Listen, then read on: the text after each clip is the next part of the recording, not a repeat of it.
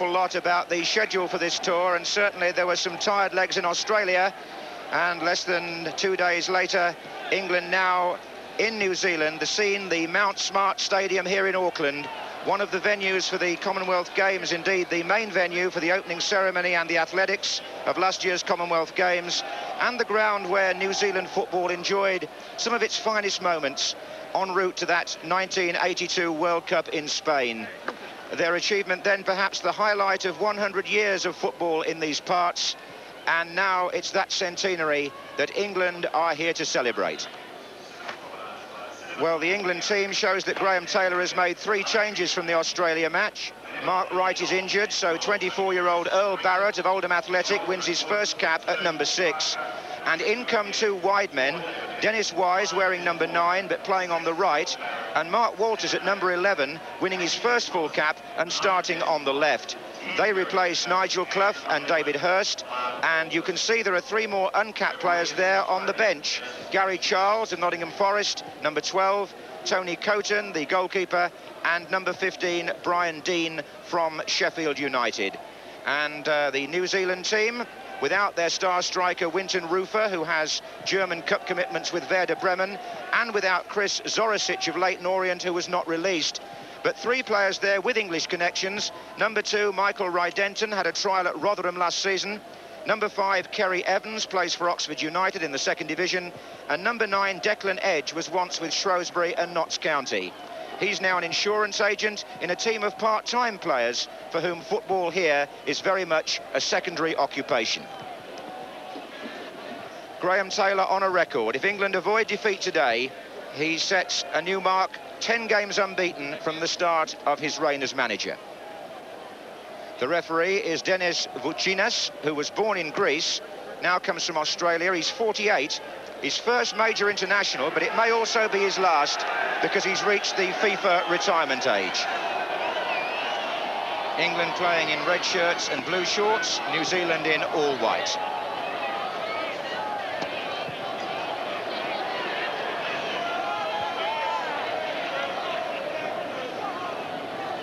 It's a lovely afternoon, the time in New Zealand just after 2:30.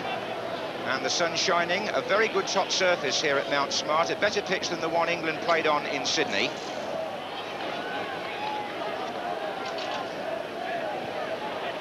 Here's number 8, Danny Halligan for New Zealand in midfield. And England with Walters on the left, and a free kick. Trevor Brooking is with me in the commentary box. Well, Mark Walters missing out then, giving away a free kick, but he is an out-and-out winger, as I said before the game, and he would like to take on his defenders, and Tony Ferris will be his direct opponent.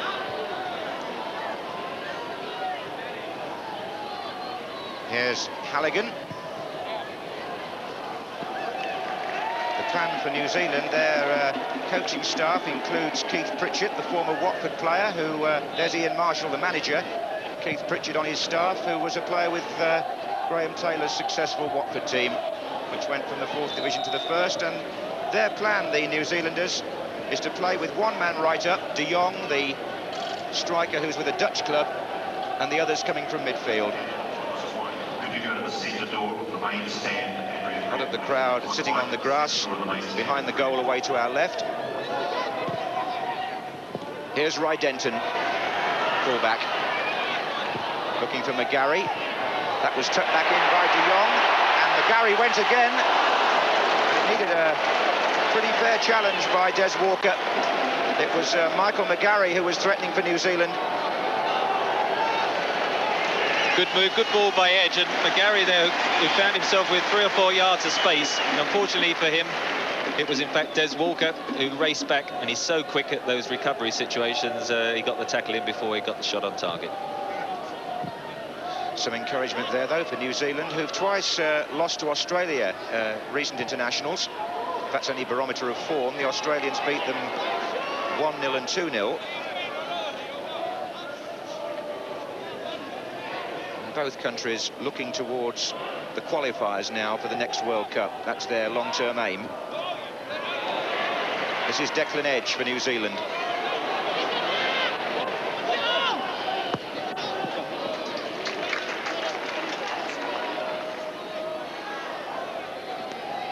Stuart Pearce. Walters. Oh, he's away here, and he's got Lineker and Wise waiting in the centre. Platt is following up. There goes Lineker, Rydenton's header.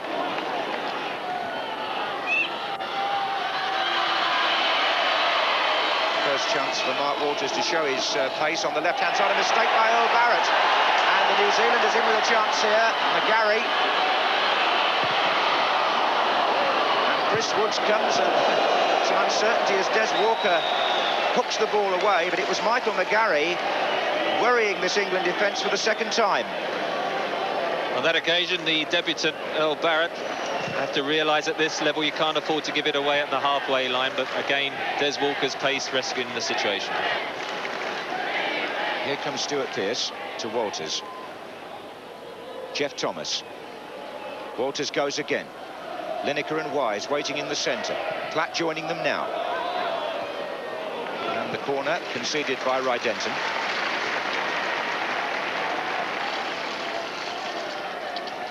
Earl Barrett is also coming up for England corners. Wise there, leaving this one for Stuart Pearce.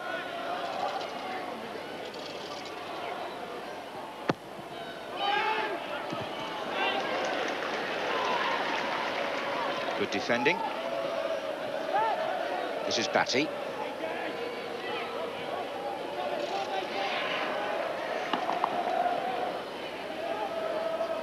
Two countries have never met before at a full international level, so New Zealand become England's 53rd different opponents.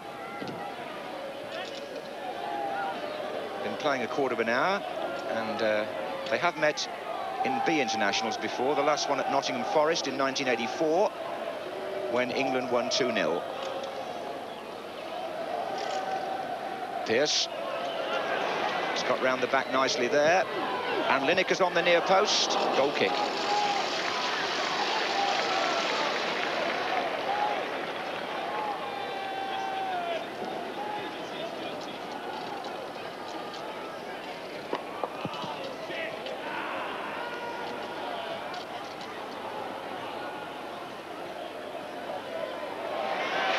Good combination play by the New Zealanders there, and the ball in has beaten Batty. And Robert Ironside found a good position there. Number 6 was he who had the header. And a good move too. Just wonders whether he could have got a chest to the ball, brought it down and carried it in, but he won't beat Chris Woods sort of outside the penalty area with a header. Barrett for England.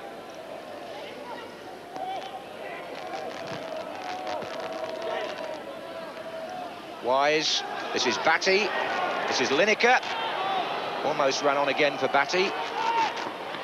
And a good piece of defensive play there. The goalkeeper applauding number 6, Robert Ironside.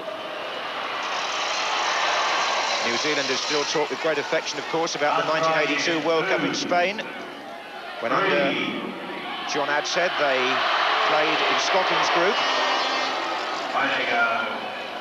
And also met the Soviet Union and Brazil.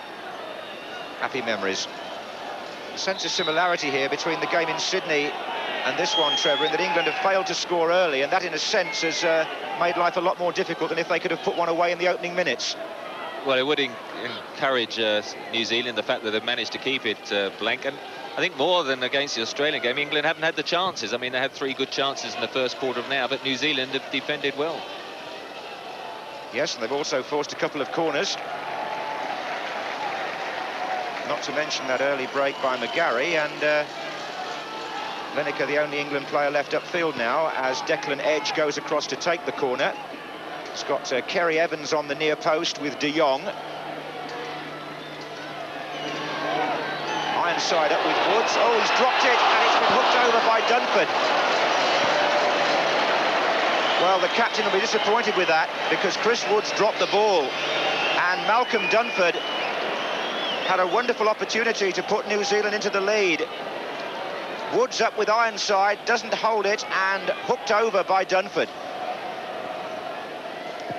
That's what Dunford thinks of it, and as it comes across, really, it looks as if it's going to be a comfortable take for Chris Woods. Just gets dislodged, and as he falls, he bounces it, and knocks it just up off the floor and he gets underneath it and over the crossbar. Parker. Oh. Well, there's not much cohesion about England at the moment, that has to be said. Lack of understanding when they are moving forward. There's a lack of understanding, which I suppose one or two changes you can understand, but the lack of quality passing you can't excuse. You know, there's fairly straightforward passes that are going astray, and really only Mark Walters, who came in, is the one player that perhaps looks dangerous, and he is the one player that can take people on. The passing, though, has been very poor. Here's Wise. And there's an example of it.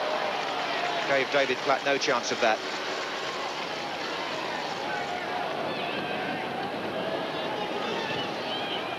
Ironside.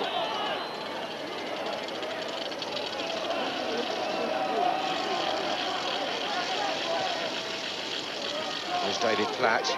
Dennis Wise now the central player. Here he comes now.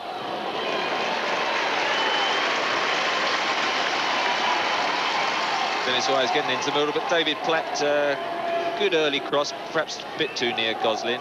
Personally, I still prefer Platt playing more centrally midfield, making those deep runs. I don't think he's quite so effective in a front striking role.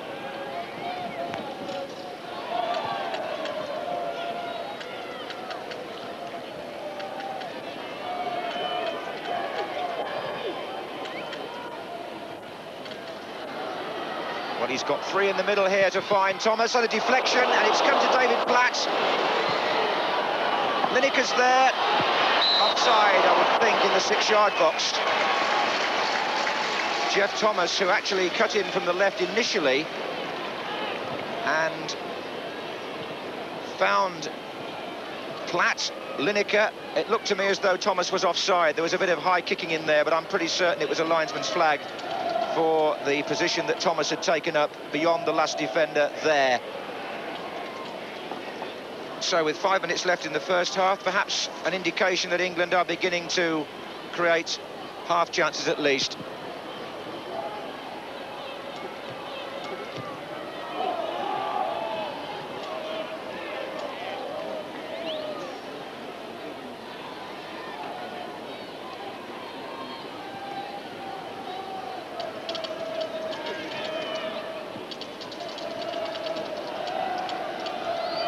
Ironside, Batty behind him.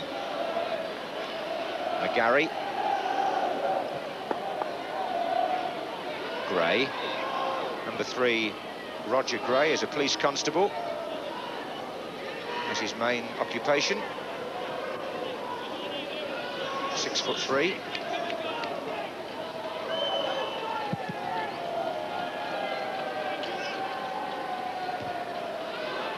David Platt touching it off here to Thomas. Now, can he get Walters away? Across goes Kerry Evans, who knows these English players pretty well from his experience with Oxford. And this is Ferris.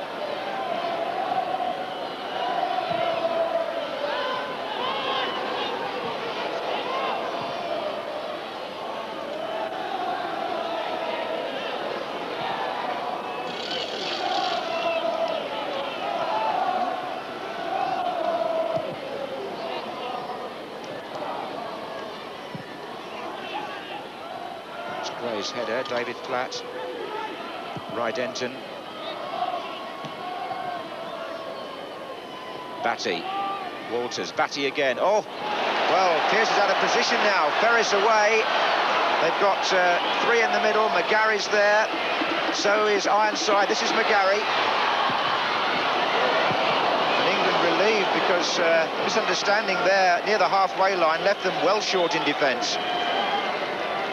Again, just in that attacking third of the field, New Zealand perhaps just lacking that bit of pace and sharpness to capitalise, because England have given it away once or twice in dangerous situations. And there's Ironside with the header from a cross by Ferris. And New Zealand have grown in confidence from the moment they realised that England were not going to steamroller them or anything like it.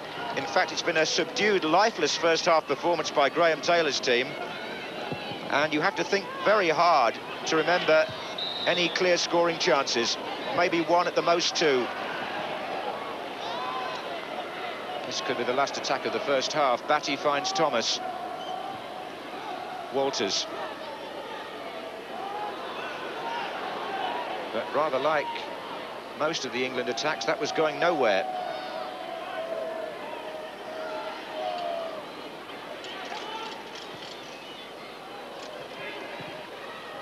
De Jong.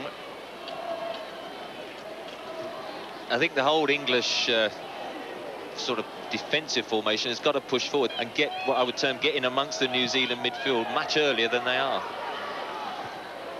We're in stoppage time at the end of the first half now. Here's Wise. Well, David Platt was closing in there. And England may just have time to take this corner. No, they won't. The referee brings to an end a frustrating 45 minutes for England, who've really been matched by the New Zealanders. And apart from one moment when Lineker could have lofted the ball over the goalkeeper, haven't shown much at all in attack. It's been a very indecisive performance by Graham Taylor's team, and their New Zealand hosts pretty pleased with themselves at half-time. So New Zealand will start the second half playing from left to right, but the news from the England camp is that Brian Deane from Sheffield United is on, wearing number 15. He's the 5th new cap of the tour, and the 34th player, I make it, that Graham Taylor has used in England colours in the course of his first season in charge. And if that's right, it's virtually 3 complete teams. But what it does do is give England a second half formation, the like of which Graham Taylor used consistently in the early part of his club career as a manager, in that we now have a tall target man alongside Gary Lineker and 2 wingers in Wise and Walters. David Platt has dropped back to fill in for David Batty, who is the man who's gone off.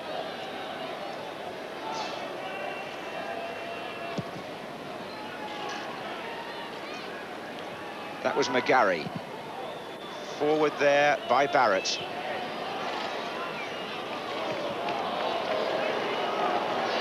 And the New Zealand coach, Ian Marshall, who's been in charge 2 years, can feel very satisfied with the way his team have played so far today.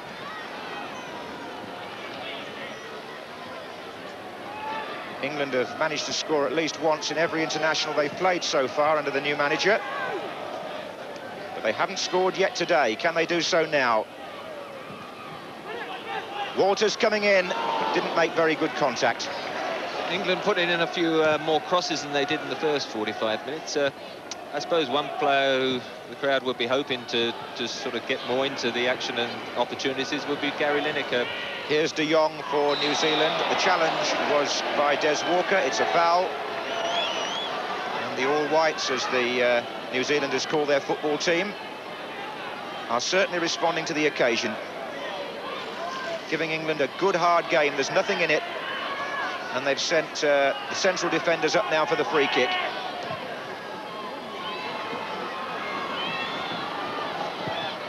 And there's De Jong. Back in again by Halligan. Still not really away. Maybe now. It was Lineker linking up with Wise. That's Thomas.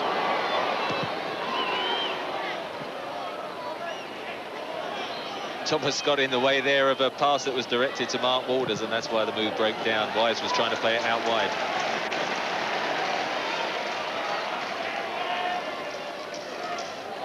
Steve Sumner there, the coach of the New Zealand team, one of the 1982 heroes. You may remember he scored against Scotland in that match in Spain when the New Zealanders came back from 3-0 down to 3-2 and eventually lost to the Scots by 5 goals to 2.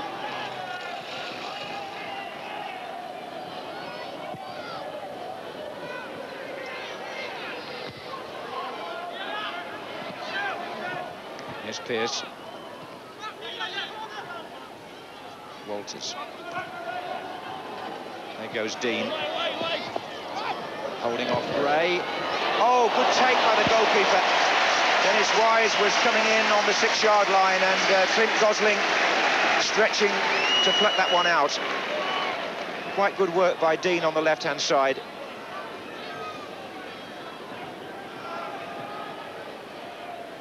Here's Malcolm Dunford.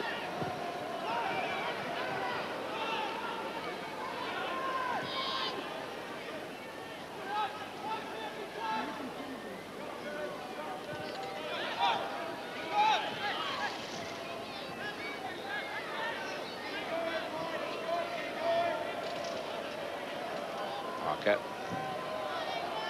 That's long for Lineker. Comes off the back of Dunford's head. Flat.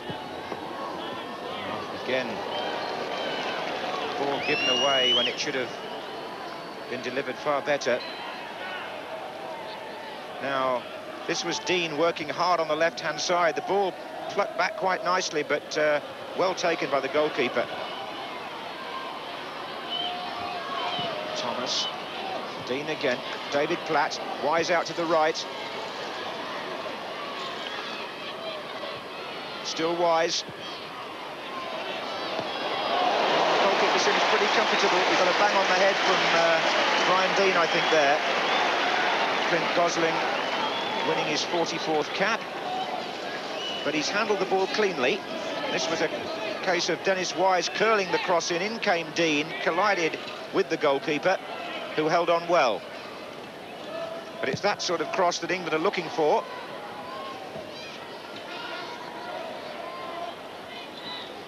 So there's the situation here in Auckland, and what some people thought would be an easy passage for England has been turned out to be just the opposite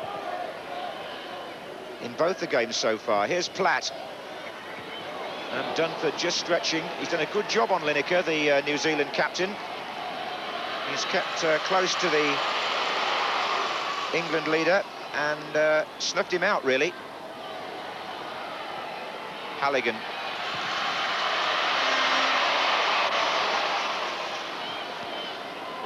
In fact, those two captains have each got one chance to look back on. Lineker straight at the goalkeeper, Dunford over the bar. Here's Walters. David Platt starts a run. This is Parker. Now Walters again. Foul on the edge of the area. Dunford.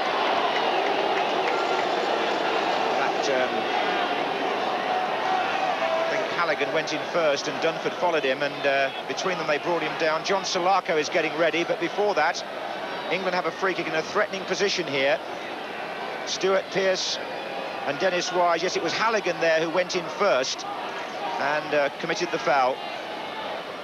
Now, can Pearce or Wise conjure something from a free kick to help England out of a bit of a hole here? Stuart Pearce, the angle might suit him with the left foot.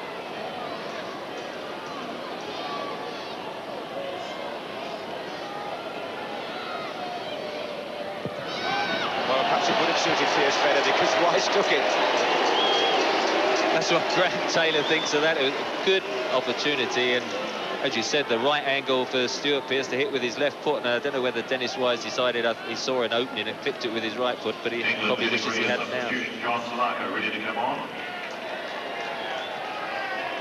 So Graham Taylor makes his second substitution. The player coming off is Mark Walters, and the man replacing him is the fellow who came on in Sydney, John Salako. So it's a straight switch, one left winger for another.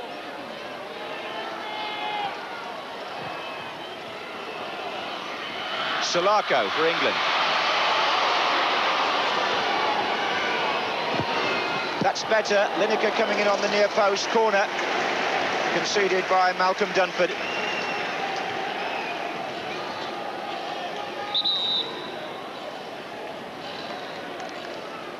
Salako's cross, and Dunford still sticking shirt tight to Lineker.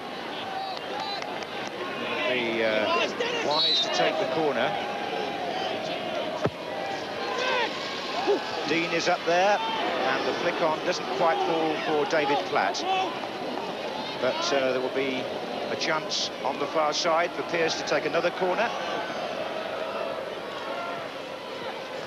Barrett this time went for the flick, didn't get to it, the defender did. This is Parker.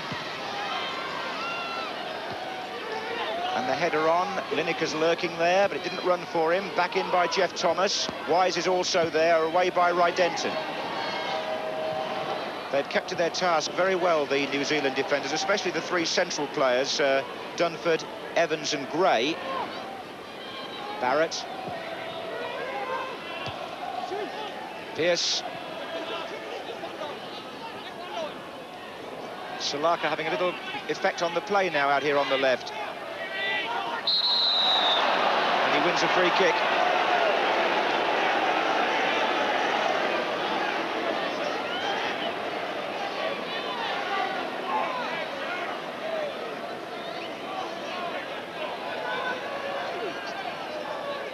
It's going to be Wise to take it.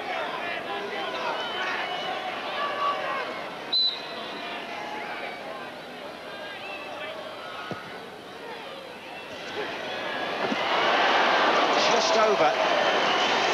England appealing for the corner. They thought a defender put it there, but Jeff Thomas was in the thick of it. And once again, it did seem as though a set play was England's best chance of scoring. Wise curled the ball into that crowd of players, and one of those heads, well, it might have been by the New Zealanders secondly. I think it touched Jeff Thomas first as it comes in. Big crowd, because they all line up in a mass. It's almost a scrum down, isn't it, in the middle. And Jeff Thomas, I think, gets the first touch, and then it just comes off of the New Zealand defender, but the referee didn't agree. It's a goal kick. This is Ironside. De Jong. McGarry. Took that one. Oh, it's handball the second time. I was going to say took it nicely on his head, but he's had a good match.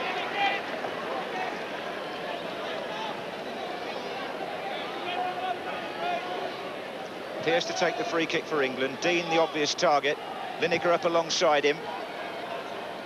There he is, Dean. And Wise was there and didn't make the most of the opening, Dennis Wise. There haven't been many chances, but it was touched on, and it was a clear opportunity. He pulled it across the face of the goal. There was no way he was looking square for Gary Lineker. That was a shot, and it missed the target. It's a long free kick, touched on by Dean. And I think Brian Dean's done not bad in this second half, but Wise' first touch was quite good, but the shot poor.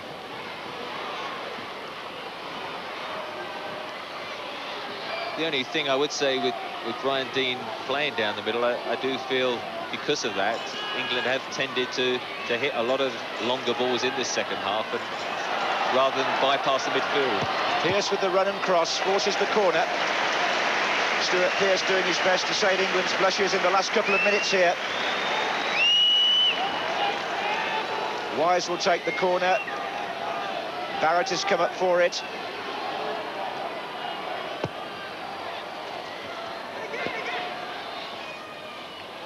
It's another one.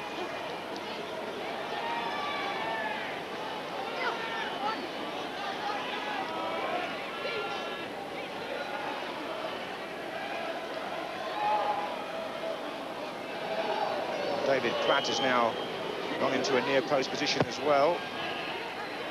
Dean on the far side. The drive was by Salako. It was blocked. Here's Wise. Dean far side again. And Salako's in there. Oh, they've hit the bar. And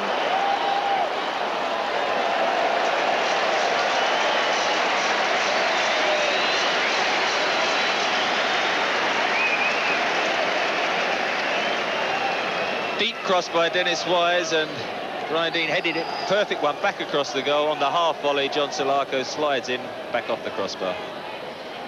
And this chance and shot by Salako on the half volley came in the 45th minute of the second half. We're now in stoppage time.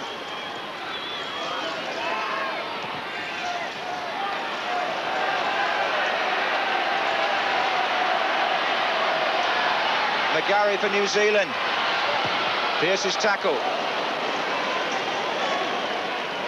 And the All Whites stretching England to the last here.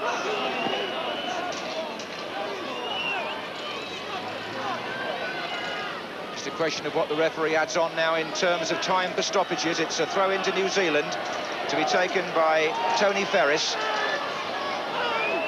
De Jong is in there, so is Declan Edge, so is Ironside.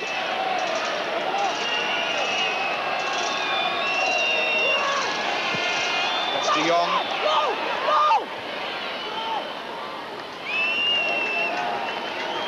And New Zealand given a corner.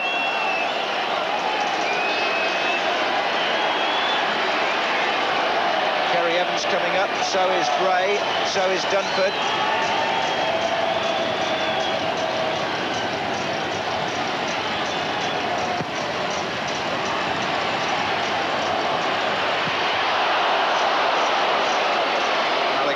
Shot, but it was rising all the time from Danny Halligan. Well, they really enjoyed themselves, the New Zealanders. They'll see this as a moral victory, won't they, Trevor, to hold England 0-0 in a full international. Well, thoroughly deserved too. I think it would have been a bit cruel if they'd conceded that last-minute goal, because they've battled all the way through. And as I say, England, on the day, the quality hasn't been there.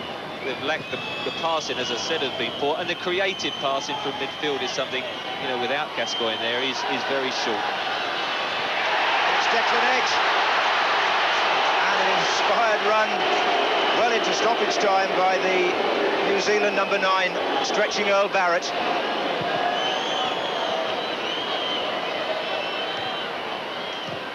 Forward by Thomas de Lineker. Is there time yet for England? Here's Wise. Plenty of players forward here. There's the cross, and it's in! Lineker. Gary Lineker has scored for England in what I make the 48th minute of the second half. Well, would you believe it? It all seemed lost. The chance of a win, that is. England suddenly broke clear on the right-hand side, and the captain scores his 41st international goal to give England a victory that, frankly, didn't seem likely. Paul Parker, I think, with the cross, and Lineker steals in at the near post and finishes in typical fashion. Great opportunism by captain Gary Lineker, who's been well marked for most of the match. Paul Parker's cross, I think, just got a slight deflection, but it was one of the few quality crosses we've had, but a little bit unkind for New Zealand. As I said, when I thought that escaped when John Salako hit the crossbar, but that cruel blow was still to come. Well, the New Zealand lads will feel deflated now. Quite where the referee's got all the stoppage time from, I'm honestly not sure, but it certainly helped England.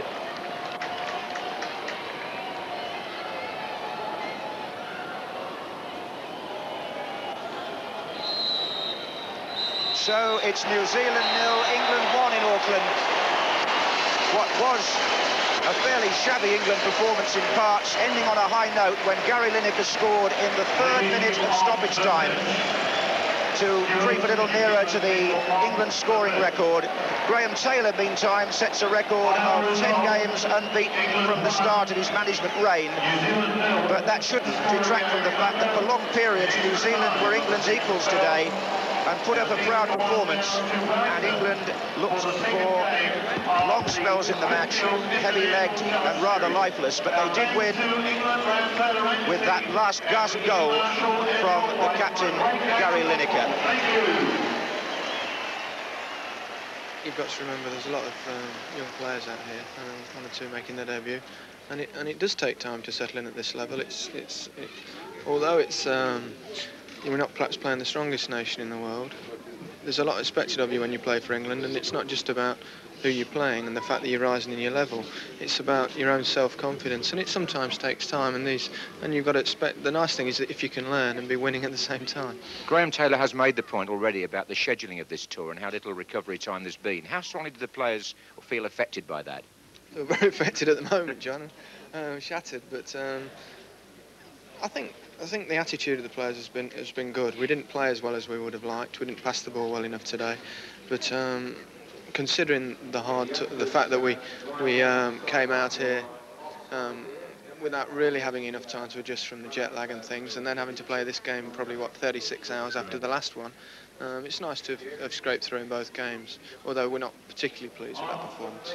There was nothing really in the match to point me in any direction, other than, in fact, Solarco's brief substitute appearance again. I thought he's done well. I've been very pleased, and I think that is part of the reason of the whole tour, isn't it? Not only have we come out here, where really we've got nothing to do but to win the games. We're not going to get any sort of praise or anything like that. It is a flag-waving exercise being here, and I don't mean that to be disrespectful to anybody. So all we've got to do is to win games. But other than that, then I've got to just see if there are one or two players on this particular tour that can add to the strength of my squad. And so far, after a couple of games, I must admit that John Solarco, I think, has tickled everyone's fancy. He's done quite well. People at home will be puzzled still as to why we don't beat these sort of teams more easily. Is it because they're better than we think? Is it because some of our best players aren't here? Or is it because the ones who are here, as you've said, are tired or not on their game? I think really they ought to be puzzled as to why we're here. And that's really all I can say about that to start with. But I mean, and I don't mean that once again. I mean, the hosts, the tremendous hospitality. And as I say, they're so pleased to see. So that's probably wrong of me to say that, because basically it is showing our face here. But one has to say that in terms of the international football that we will play normally in European qualifying games, in World Cup qualifying games, this has got really no comparison to it. They're just not those type of games at all. And all you can do, all we can try to do is win. And I mean, what we found today, we had so much of the ball and we start to play so slowly. Now, English players don't play slowly, and they're not very good at it, so they have to have a big pace to the game all of the time. And I'm not being, once again, disrespectful, but there was not enough in the game to give it any pace whatsoever. Our passing wasn't very accurate at times, was it?